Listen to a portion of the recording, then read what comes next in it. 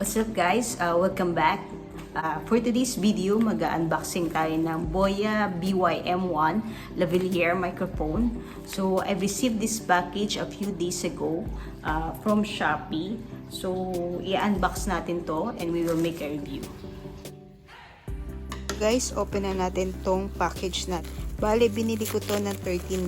So, times natin sa 36.5. So, around 475 siya. Then, plus shipping fee pa. So, 510 na siya in total.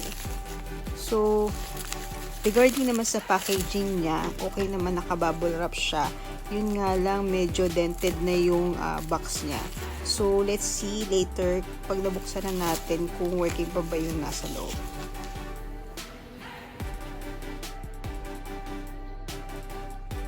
Ito na siya.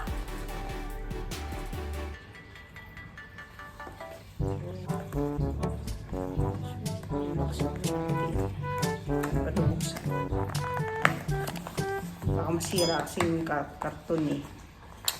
Pwede pa natin ibenta. Pag hindi natin nagustuhan, no? So, yung karton, pwede natin lang natin. So, may pouch siya. Ayun, ito na yung pouch. So, bale, lalabas muna natin lahat yung nasa loob. So, tingnan natin kung meron pa. Ayun, wala na. So, open muna natin itong maliit na plastic. Ayun. Medyo mahirap siyang buksan na. Medyo saradong-sarado eh. Ayun, open lang natin guys. Ayun, buhay pa. Kulit natin sa plastic guys. Kunyari hindi siya nahulog. Ayun. Labas natin isa-isa.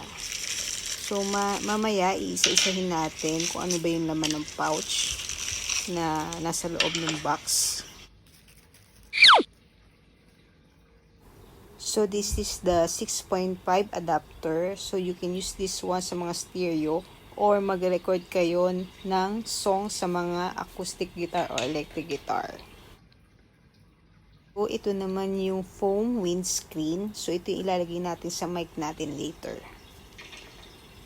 Then, ito yung LR44 battery. So, papakita ko sa inyo mamaya kung paano siya ilagay. Then, the cloth clip. So, ito ilalagay natin sa damit mamaya.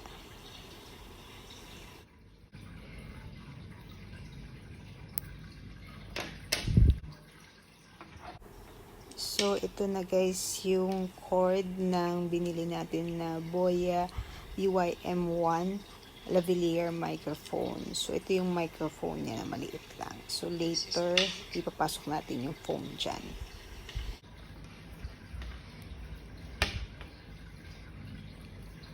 Itong BOYA microphone, meron siyang dalawang switch. Meron pang camera at pang laptop. At meron din siyang pang smartphone.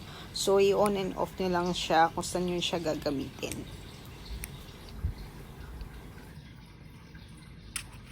So, this is the battery compartment. Papakita natin mamaya kung paano natin ilalagay yung battery natin dyan. So, ito yung cord. So, this is yung cord niya. So, mga 6 meters long to. So, pwede na kayong mag-jumping rope dito. O pwede rin kayong mag-Chinese garter. So, ganun siya kahaba, mga 6 meters. Yun nga pala guys, if you're an iPhone user, kailangan nyo ng ito, lightning adapter. So, I bought this one in Shopee. Kaso ang naging problema ko is hindi pa rin siya gumana. So, I tried to buy another lightning adapter, which is this one, sa mismong Apple Store. So, I think guys, yung adapter na dapat gamitin nyo dito sa cellphone nyo is dapat MFI siya. So, ano ba yung MFI? MFI stands for made for iPhone only. So, since this one is a China version, maybe hindi siya talaga nag-work sa cellphone nyo. So, you should use the MFI certified para mag-work yung microphone nyo dun sa iPhone nyo. I-assemble na natin yung BOYA microphone natin. So, attach lang natin to sa mic. Ayun.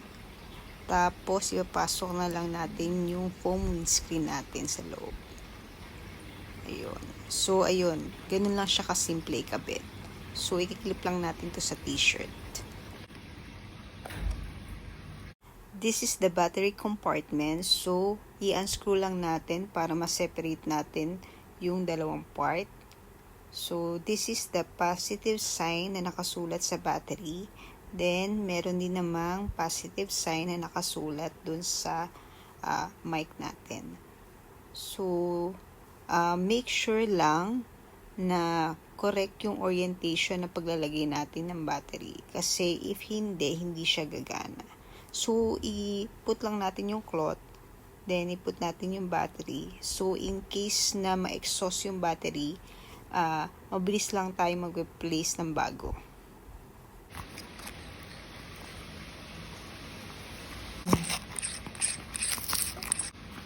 So yun guys, this is the first video test natin without using the microphone. So later on, ikakabit natin siya para ma-compare natin kung anong difference nitong dalawang videos na to.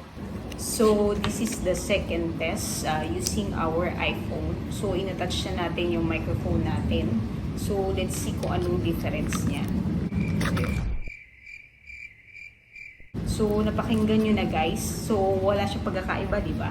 So, yung video natin dun sa una, tsaka tong pangalawang video natin. So ayun. So guys, baka nagtataka kayo, biglang may lumitaw na laptop dito. Kasi mag-aran tayo ng test ng microphone using this laptop. So, let's see if merong improvement. Kasi nung trinay natin sa cellphone natin, napansin ko wala siyang masyadong difference talaga. This is the first test without the microphone attached to our laptop.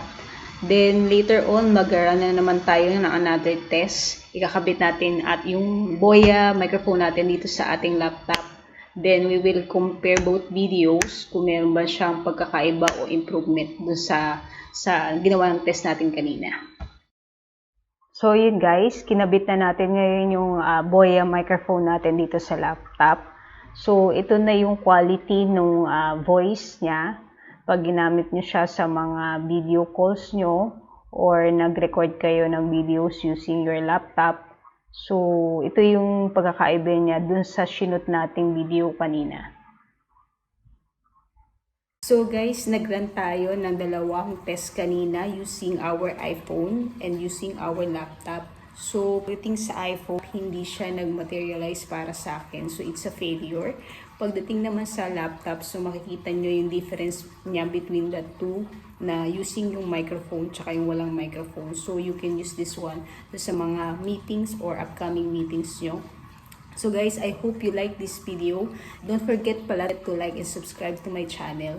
So if may mga comments kayo o suggestion kayo para mag-work yung microphone dito sa iPhone natin, just comment down below.